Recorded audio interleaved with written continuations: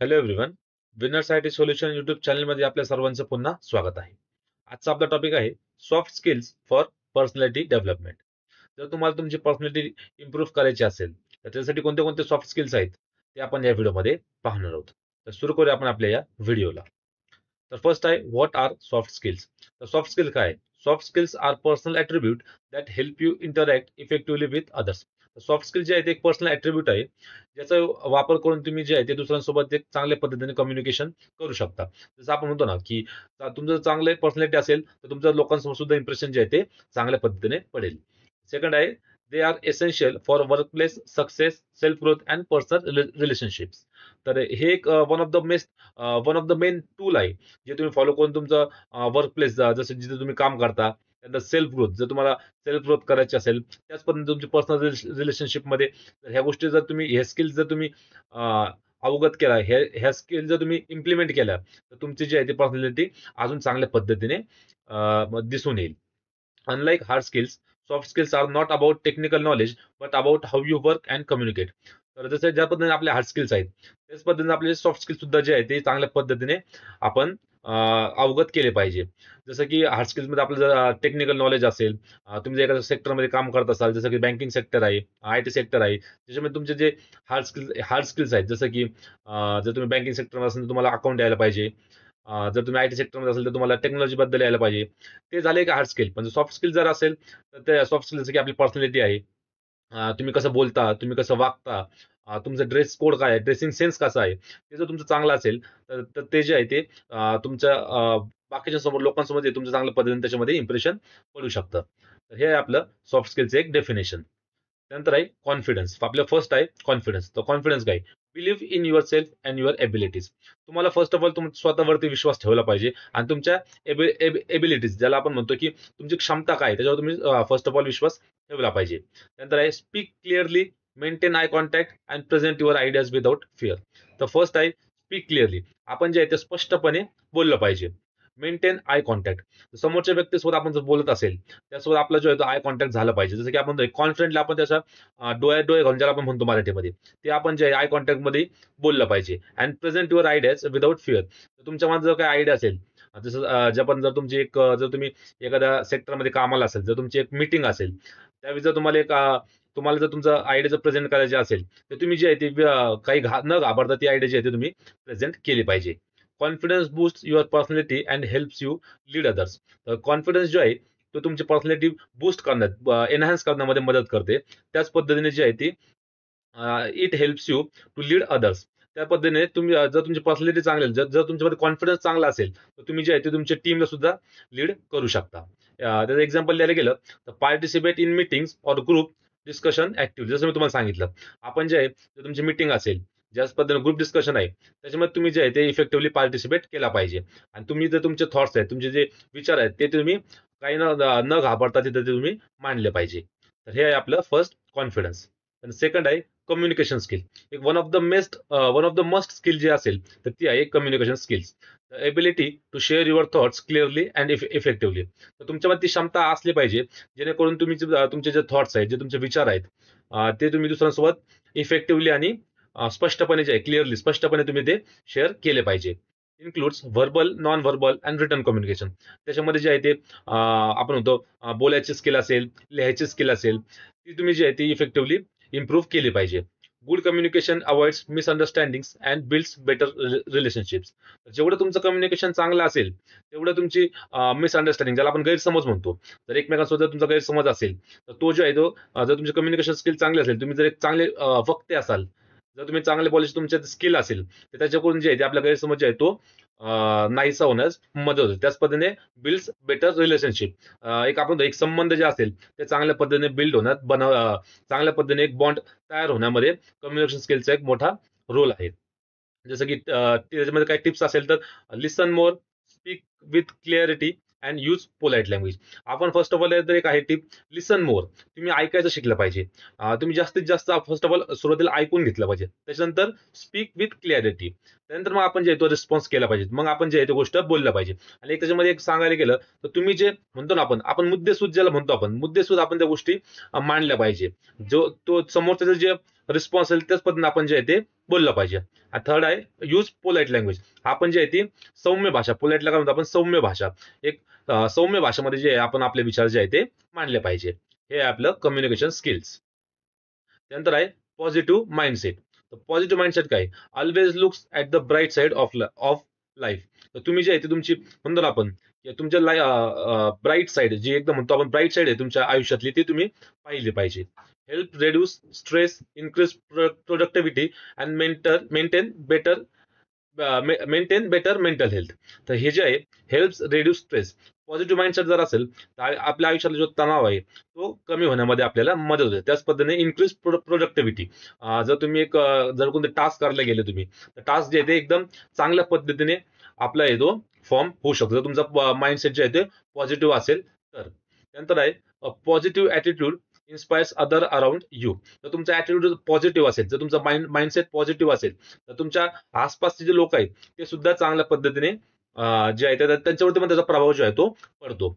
जसं की त्याची प्रॅक्टिस जर कोणती असेल तर gratitude journaling and positive affirmation.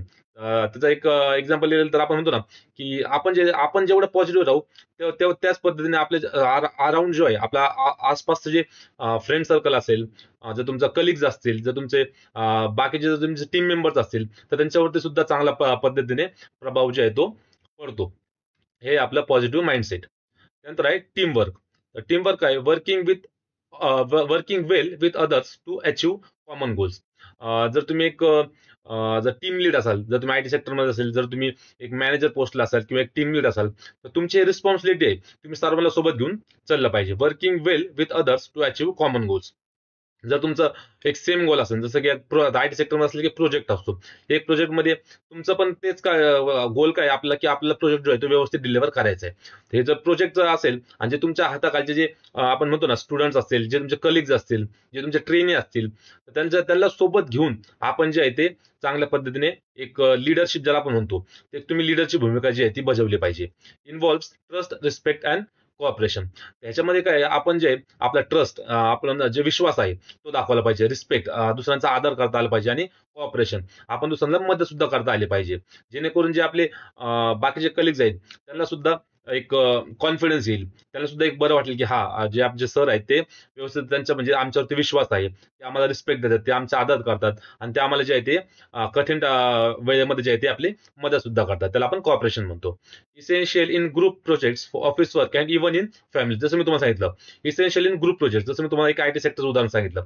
एक प्रोजेक्ट असेल, जर तुमचा कॉमन गोल असेल की जसं की कॉमन गोल काय असतो की आपला जो प्रोजेक्ट आहे तो व्यवस्थित डिलिव्हर झाला पाहिजे क्लायंटसाठी, तर हे जे आपलं कॉमन गोल आहे हे तुमचं पण तेच गोल आहे, आणि तुमच्या सोबतचे जे कलिग्स आहेत, तुमच्या हाताखालचे जे स्टुडंट्स आहेत, त्यांचा सुद्धा तो सेम गोल आहे. त्यानंतर आहे ऑफिस वर्क. जर तुम्ही एक कोणत्या ऑफिसमध्ये काम करत असेल, त्याच पद्धतीने एक फॅमिलीज, इव्हन इन फॅमिली, जर तुम्ही एक परिवारामध्ये आहेत आणि परिवारांचं एक जर एक टार्गेट असेल की आम्हाला असं एक बिझनेस जर बिल्ड करायचा आहे, आम्हाला एक व्यवसाय बनवायचा आहे, एक व्यवसाय सुरू करायचा आहे, तर त्याच्यामध्ये जे आहे ते तुम्ही सर्वांना धरून हे जे आहे ते चाललं पाहिजे.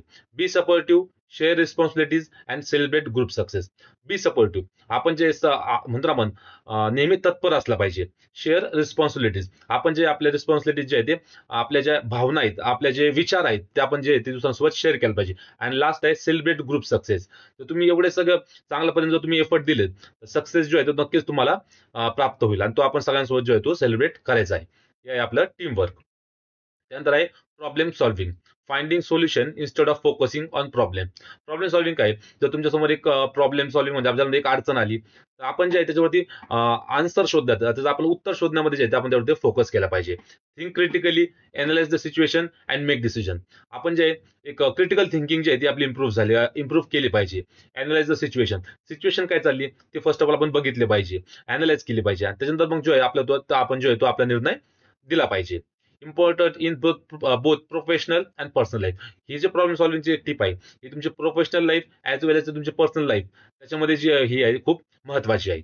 Example, instead of complaining suggest a better way to do a task. तर तसं इन्स्टेड ऑफ कंप्लेन करण्यापेक्षा एक चांगल्या पद्धतीने तुम्ही एक सोल्युशन दिलं पाहिजे, एक आपण म्हणतो ना एक ऑप्शन दिला पाहिजे, एक सजेशन दिलं पाहिजे की तो आपण हे नाही, हे आपण अशा पद्धतीने एक टास्क करूया.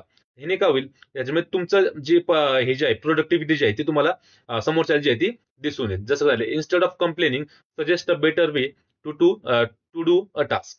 हे आहे आपलं प्रॉब्लेम सॉल्व्हिंग. त्यानंतर आहे टाइम मॅनेजमेंट. एक one of the most important tip जर कोणती असेल पर्सनल डेव्हलपमेंटसाठी ती आहे time management. Managing your time wisely to increase productivity. आपण जो आहे तो आपला टाइम जो आहे, आपला जो वेळ आहे तो आता मॅनेज करायला आपण शिकला पाहिजे. Helps reduce stress and meet deadlines. हे नाही काय होतं, आपण म्हणतो ना की तुमचं जर टाइम मॅनेजमेंट व्यवस्थित नसेल आणि जर एक तुमच्यावर आपण म्हणतो की जर तुम्ही एक जॉबमध्ये असाल आणि त्यावेळी जर तुमची म्हणतो ना आपण की एक आता एक डेडलाईन आली की बाबा मला आता एवढ्या एवढ्या वेळामध्ये हे जे प्रोजेक्ट आहे किंवा हे जे काम आहे ते मला करून दिलंच पाहिजे. हे काय झालं, तुम्ही वेळेचं व्यवस्थित मॅनेजमेंट केलं नाही, त्याच्यामुळे जे आहे ते ही सिच्युएशन तुमच्यावरती आली आहे. Help reduce stress and meet deadlines. हे काय होतं, आपलं जे मेंटल फटीक आहे, जे आपलं मेंटल स्ट्रेस आहे तो जो आहे कमी होण्यामध्ये मदत करतं. जर तुम्ही वेळेचं व्यवस्था मॅनेजमेंटचं व्यवस्थित पद्धतीने केलं तर ते जे आहे एक मेंटल स्ट्रेस जो आहे तो आपल्याला कमी होण्यामध्ये मदत होते. त्यानंतर include setting priorities and avoiding procrastinations. आपण जे आहे आपले जे प्रायोरिटीज आहेत, जे आपल्या आयुष्यामध्ये जे महत्वपूर्ण गोष्टी आहेत त्याला आपण जे आहे ते प्रायोरिटी जे आहे ती केलं पाहिजे. Tools, to do list, calendar और टाइम ब्लॉकिंग टेक्निक्स. तर आपण काय फर्स्ट त्याच्यामध्ये टू डू लिस्ट काय की आपण जे आहे आपलं जसं की एक जनरल उदाहरण द्यायला गेलं तर आपण जर आयटी सेक्टरमध्ये तुम्हाला कामाला जर तुम्ही एक वर्किंग प्रोफेशनल असाल, आयटी सेक्टरमध्ये जर तुम्ही असाल त्यावेळी जे आपण सकाळी जे शक्यतो आपले जे स्टुडंट्स आहेत, जे प्रोफेशनल्स आहेत ते सगळे लॉग इन करतात. तर लॉग इन करण्यामध्ये आपण एक आपल्या बुकवरती नोटबुकवरती जे आहे ते आपण राईट डाऊन केलं पाहिजे की आज मला दिवसभरामध्ये काय काय करायचं आणि मी एवढ्या एवढ्या ह्याला एवढा एवढा टाइम देणार आहे. तर त्याला आपण एक म्हणतो की टू डू लिस्ट. त्याच्यामध्ये आपण जे एक लिस्ट बनवली पाहिजे की आज 9 ते 10 माझा स्टँडअप कॉल असणार आहे. 10 ते 1 माझे एक कोडिंगचा एक राऊंड असू एक मला कोडिंग राऊंड असेल. 1 ते 2 मध्ये माझा लंचचा टाइम आहे. 2 ते 2:30 पर्यंत एक 10-15 मिनिटं मी थोडीशी स्क्रोलिंग करेल. थोडंसं एक एक म्हणतो ना आपण थोडंसं एक फ्री टाइम म्हणून थोडंसं एक बाहेर चक्कर मारायची असेल किंवा थोडंफार एन्जॉयमेंट आपण म्हणतो ते करेल. तर ह्या गोष्टी आपण जे आहे ते मॅनेज करायला शिकला पाहिजे. त्यानंतर आहे कॅलेंडर. कॅलेंडर काय बेसिकली ते जर तुमचं जर तुम्ही प्रोफेशनल असाल तर तुम्हाला नेक्स्ट लाईक महिनाभरामध्ये किंवा 2 महिन्यामध्ये काय गोष्टी घडणार आहेत हे आपण फर्स्ट ऑफ ऑल आपल्या ज्या मोबाईलचं कॅलेंडर असेल किंवा इन मॅन्युअली जर तुम्ही तुमच्या कॅलेंडरमध्ये जर राईट डाऊन केलं तर ते जे तुमच्यासाठी जे बेनिफिशियल राहू शकतं. ते आपलं टाइम मॅनेजमेंट. त्यानंतर आहे ऍडॅप्टेबिलिटी. ऍडॅप्टेबिलिटी काय आहे, being flexible and open to change. आपण जे आहे ते नेहमी तत्पर असलं पाहिजे. कशासाठी? Flexible and open to change. कोणती सिच्युएशन कधी येईल हे सांगू शकत नाही. जर तुम्ही आयटी सेक्टरमध्ये असाल तर त्या सिनेरिओमध्ये कसं आहे की जर तुम्हाला एखादी टेक्नॉलॉजी येते, जसं की तुम्हाला जर त्या टेक्नॉलॉजीचा जर तुम्हाला एक्सपिरियन्स असेल तर असं नाहीये की तुम्हाला कंपनीमध्ये जाऊन तुम्हाला त्याच टेक्नॉलॉजीवरती काम करायला संधी भेटेल किंवा तुम्हाला त्याच टेक्नॉलॉजीवरती काम करण्याचा ऑपॉर्च्युनिटी असेल. तर ह्याच्यामध्ये काय की आपण फ्लेक्सिबल असलं पाहिजे. मे बी तुम्हाला जर ही एक जर प्रोग्रामिंग लँग्वेज येत असेल तर मे बी तुम्हाला तिथे जाऊन दुसऱ्या प्रोग्रामिंग लँग्वेजवरती काम करायची वेळ येऊ शकते. तर त्यावेळेस जे आपण ती being flexible and open to change आपण त्यासाठी हे तयार असलं पाहिजे. Life and work are always changing. Adapting quickly shows emotional strength. Life and work जसं म्हणतो आपण आयुष्य आणि आपलं काम हे नेहमी बदलत असतं. तर त्याच्या हिशोबाने आपण आपल्या स्वतःला सुद्धा फ्लेक्सिबल हे ठेवलं पाहिजे. Helps you learn new skills and stay relevant. याने काय होतं की आपण नवीन स्किल शिकण्यामध्ये आपल्याला जी आहे ती मोठ्या प्रमाणामध्ये जी आहे ती मदत होते. Practice. Be open to feedback and ready to learn. ह्याच्यामध्ये काय आपण जे समोरच्या पण फीडबॅक समोरच्या पण फीडबॅक ऐकून घ्यायचा आणि त्या हिशोबाने आपण आपल्यामध्ये परिवर्तन जे आहे ते आणायचं. बी ओपन टू फीडबॅक आणि रेडी टू लर्न. आणि शिकण्यासाठी आपण जे आहे ते नेहमी तत्पर असलं पाहिजे. त्यानंतर नेक्स्ट आहे लिडरशिप. लिडरशिप काय inspiring and guiding others towards a common goal. जसं मी तुम्हाला first of all team work मध्ये पण सांगितलं की एक एक्झाम्पल आपण जे आहे ते आपल्याला प्लस आपल्यासोबतचे जे कलिग्स आहेत त्यांना सुद्धा आपण मोटिवेट केलं पाहिजे. Inspiring and guiding others towards a common goal. आपण जे त्यांना सुद्धा गाईड केलं पाहिजे, त्यांना इन्स्पायर केलं पाहिजे की तू ह्या गोष्टी करू शकतो, तुझ्यामध्ये तेवढं पोटेन्शियल स्किल आहे. ह्या ज्या गोष्टी आहेत ते एक चांगल्या लिडरची ती एक आपली इमेज आहे. Good leader listen motivates and leads by example. जो एक चांगल्या पद्धतीचा लीडर असेल तर तो ऐकून घेतो, समोरच्याला मोटिवेट करतो आणि त्यांना जे आहे ते चांगल्या पद्धतीचा गायडन्स सुद्धा करतो. Leadership is not about position but about influence. Leadership जे फक्त पोझिशन नाहीये, ती एक इन्फ्लुएन्स आहे. तुम्ही कशा पद्धतीने गोष्टी हँडल करता, तुम्ही समोरच्याला कशा पद्धतीने तुम्ही ट्रीट करता. ही एक लीडरशिपची एक ही जी आपण म्हणतो ना, की ही जे ह्याच्यामध्ये हे जर तुमच्या चांगल्या पद्धतीचे जर तुमच्यामध्ये स्किल्स असतील, तर तुम्ही एक चांगले लीडर बनू शकता. Integrity, empathy and decision making and vision. जसं मी तुम्ही सांगितलं, क्रिटिकल सिच्युएशन मध्ये तुम्ही काय भूमिका घेता, तुम्ही कसा डिसिजन घेता, हे जे आहे हे खूप महत्वाचं आहे. हे एक लीडरचं एक वन ऑफ द मेन काम आहे आपलं. त्यानंतर आहे इमोशनल इंटेलिजन्स. इमोशनल इंटेलिजन्स काय? Emotional intelligence means knowing your own feelings and understanding how others feels too. तर इमोशनल इंटेलिजन्स एक असं आहे की नोईंग युअर ओन फिलिंग, तुमचे जे फिलिंग्स आहेत ते फर्स्ट ऑफ ऑल तुम्हाला म्हणजे नाही का आपण समजून घ्यायच्या, त्याच पद्धतीने तुमचं जायचं आहे, पण समोरच्या सुद्धा आपण ज्या भावना आहेत, फिलिंग्स आहेत, त्या समजून घेतल्या पाहिजे. It helps you stay calm, control your reaction and connect better with people. हे काय होतं, तर तुम्ही तुमच्या फिलिंग्स, तुमच्या इमोशनवर जर तुम्ही भावनावर जर तुम्ही कंट्रोल ठेवला, तर ह्यानी जे आहे, एक तुम्ही चांगल्या पद्धतीने एक रिलेशनशिपमध्ये एक संबंध जे आहे ते चांगल्या पद्धतीने तुम्ही बिल्ड करू शकता. आणि त्याच पद्धतीने तुम्ही जे माणसांसोबत सुद्धा चांगल्या पद्धतीने जोडले जाऊ शकता. कोणत्या टिप्स तुम्ही फॉलो करू शकता ते आपण पाहूया. Take a deep breath before reacting in tough situation. जर एक टफ सिच्युएशन तुमच्या समोर आली, एक अवघड परिस्थिती तुमच्या समोर आली, तर तुम्ही लगेच रिॲक्ट नाही करायचं. त्यासाठी तुम्ही एक फर्स्ट ऑफ ऑल एक 2-5 मिनिटं एक डीप ब्रीथिंग केलं पाहिजे आणि त्याच्यानंतर मग थोडा विचार करून तुम्ही जे आहे त्याच्यावरती तुमचा रिस्पॉन्स जो आहे तो तुम्ही दिला पाहिजे. Practice listening without interrupting. आपण जे आहे एक व्यवस्थितरित्या फर्स्ट ऑफ ऑल ऐकून घेतलं पाहिजे. आपण ज्याला म्हणतो की एक one of the main reason जर आपण म्हणतो ना की की ते दोघांचं म्हणजे आपण म्हणतो ना, जमत नाही किंवा भांडण होतं. त्याच्यामध्ये काय मिसअंडरस्टँडिंग ज्याला आपण एक म्हणतो. फर्स्ट त्याचं एक मेन रिझन आहे आपण ऐकून घेत नाही. तर आपण जे फर्स्ट ऑफ ऑल ऐकून घेतलं पाहिजे. समोरच्याला काही न इंटरप्ट करता, की त्याला म्हणजे फर्स्ट ऑफ ऑल त्याला पूर्ण बोलू दिलं पाहिजे. आपण नीट व्यवस्थित ऐकलं पाहिजे आणि त्याच्यावरती मग आपण आपले जे थॉट्स आहेत ते दिले पाहिजे.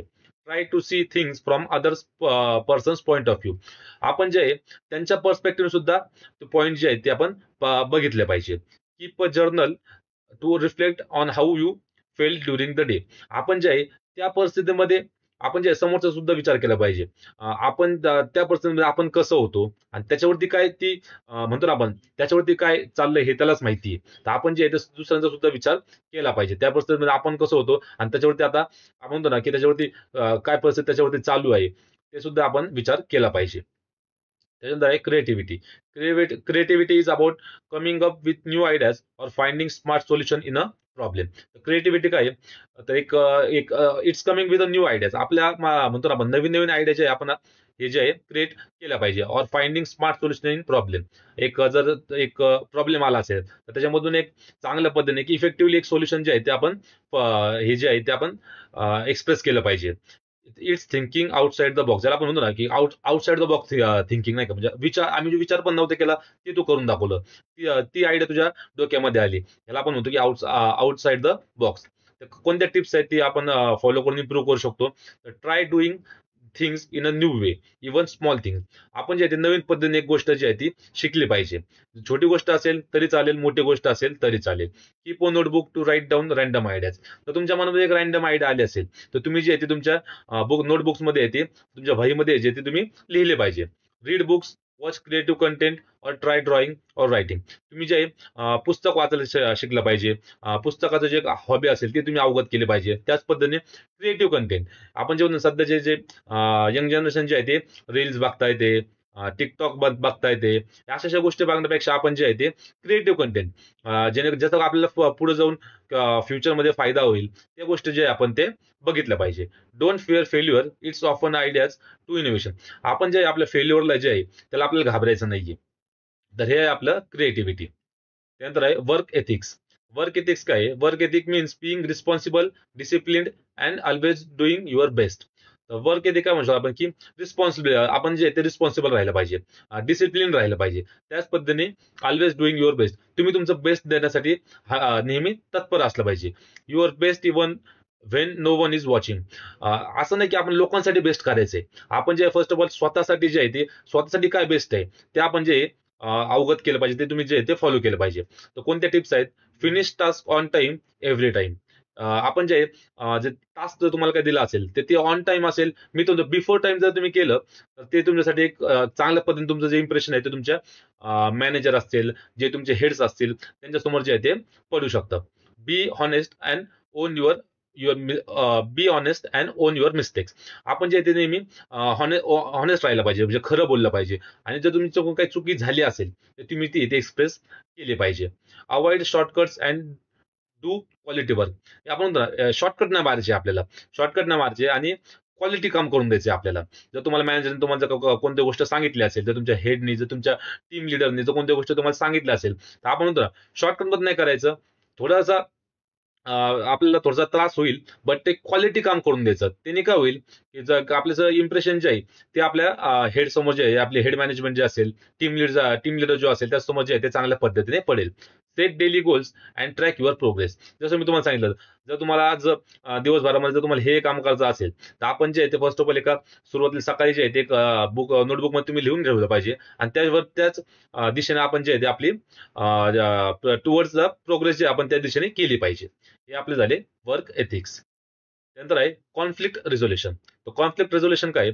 It's the ability to solve problems between people in peaceful and fair वे.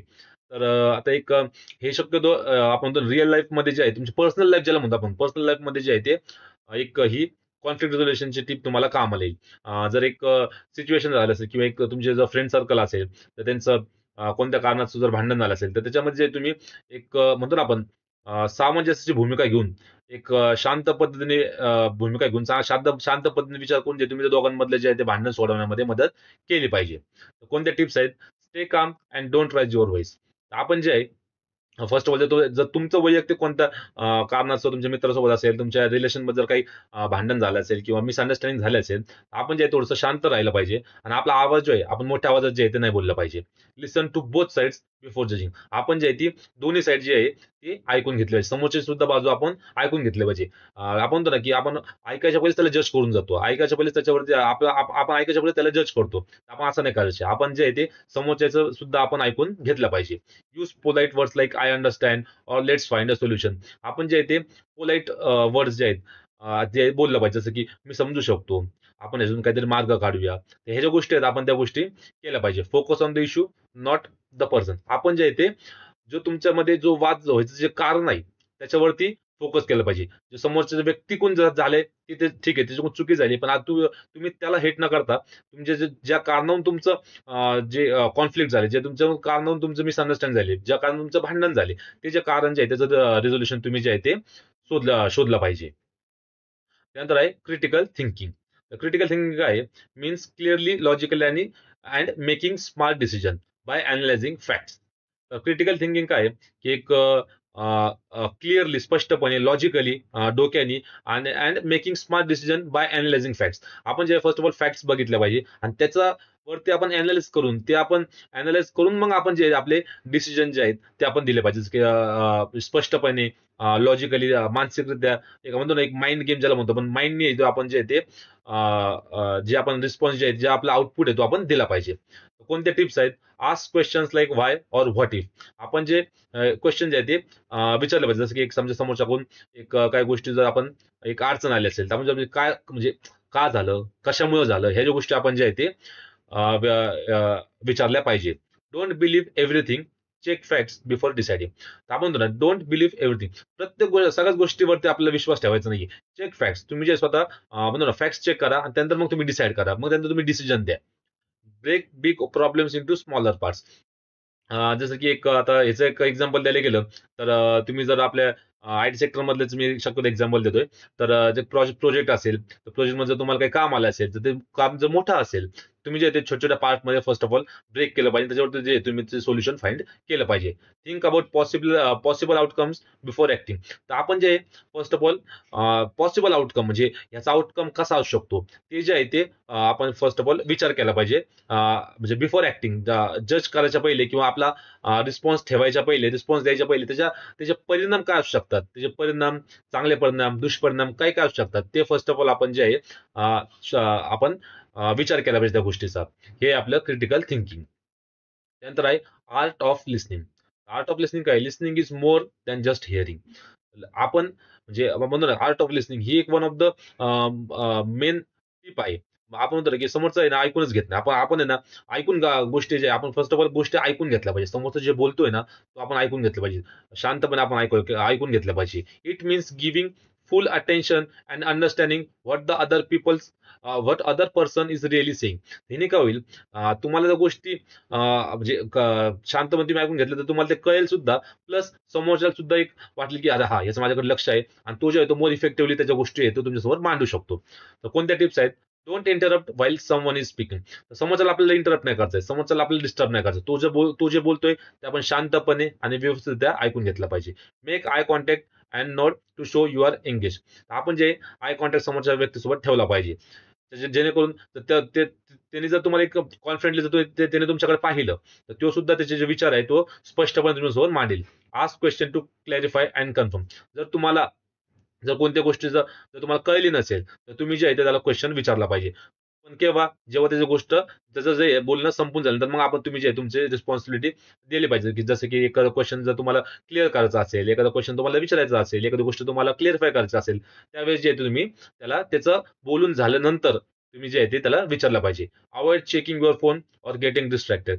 ह्यावेळेस का आपण काय करायचं, की शक्यतो मुलं समोरचे बोलताना आपण काय करतो, मोबाईल मध्येच बघेल किंवा इकडेच बघेल किंवा त्याच्याकडे आपण लक्ष देत नाही. तर आपण जे आहे ते या गोष्टी टाळायला पाहिजे. ही आहे आपली आर्ट ऑफ लिसनिंग. त्यानंतर आहे money management.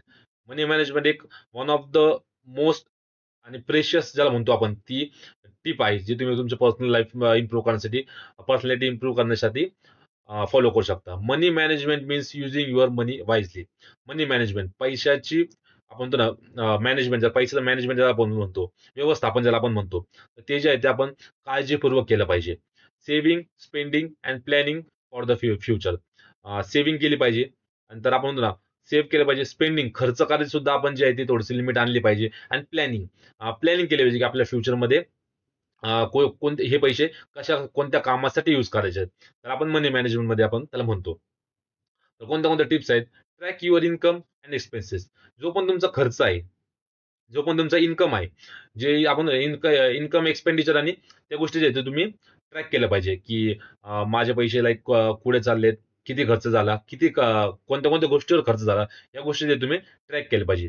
Create a monthly budget and stick to it. आपण जे आहे ते एक मंथली बजेट जे आहे ते तुम्ही फिक्स केलं पाहिजे कोणत्या पण गोष्टीला, आणि त्याच्यावरती तुम्ही जे आहे ते स्टिक राहिलं पाहिजे, म्हणजे त्याच्यावर तुम्ही अटल राहिलं पाहिजे. Save at least 20% of what you earn. तुम्ही जे आहे ते तुमचे 20% जे आहे ते इन्कम जे आहे ते तुम्ही इन फ्युचरसाठी जे आहे ती सेव्ह केली पाहिजे. जसं की जर तुम्हाला जर 50,000 रुपीज जर तुम्हाला हे असेल, जर तुमचं इन्कम असेल, जर तुमची सॅलरी असेल, तर त्याची 20% किती झाली?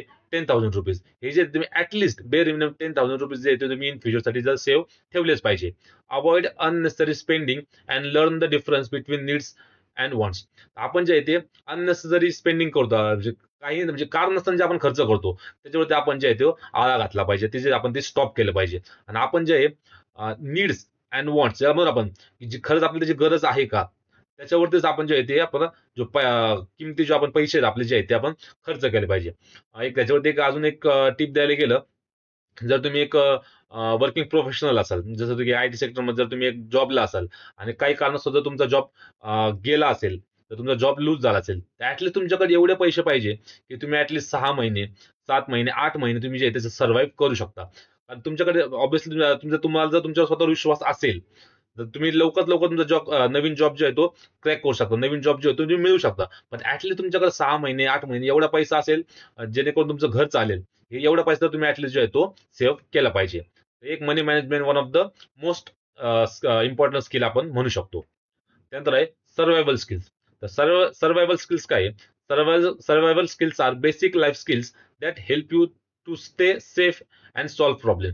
तर ह्याने काय होतं, आपल्याला सेफ आपण सुरक्षित राहू शकतो. आणि जेव्हा एक कठीण एक म्हणतो ना आपण कठीण परिस्थिती आली तर त्यातून आपण इझिली बाहेर येऊ शकतो इन रिअल लाईफ सिच्युएशन. जसं आपण म्हणतो ना रिअल लाईफ सिच्युएशन कोणती आली, की आपण एकदम कठीण समस्या आपल्या समोर आलेली आहे, तर तुमच्याकडे सर्व्हायवल स्किल्स जर तुमचे चांगले असतील तर तुम्ही त्याच्यातून इझिली बाहेर येऊ शकता.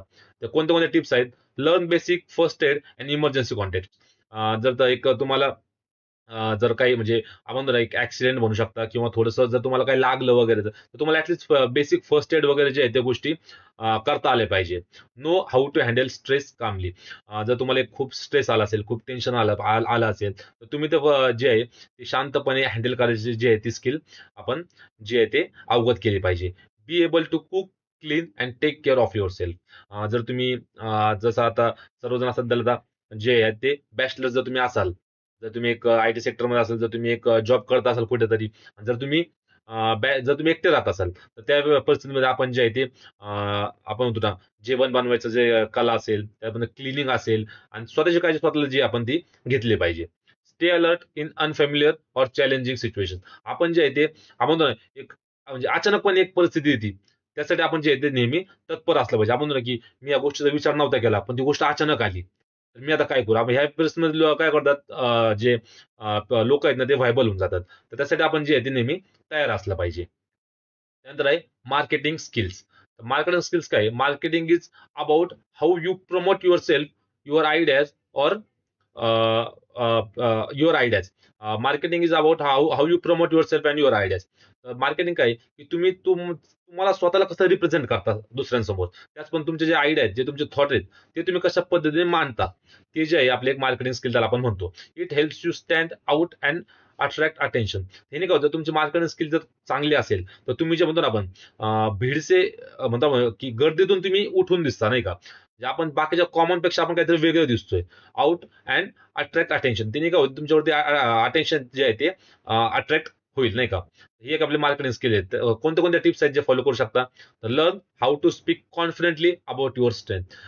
त्याच्यासाठी तुम्ही जे आहे ते कॉन्फिडेंटली, विश्वास एकदम आज म्हणतो कॉन्फिडेंटली तुम्ही जे आहे ते तुमचे थॉट्स आहेत ते तुम्ही जे आहे ते बोललं पाहिजे. जे तुमचे स्ट्रेंथ्स आहेत, जे तुमची क्षमता आहे, जी तुमची शक्ती ज्याला आपण म्हणतो, की ती जे तुम्ही एकदम कॉन्फिडेंटली जे ते तुम्ही मांडली पाहिजे.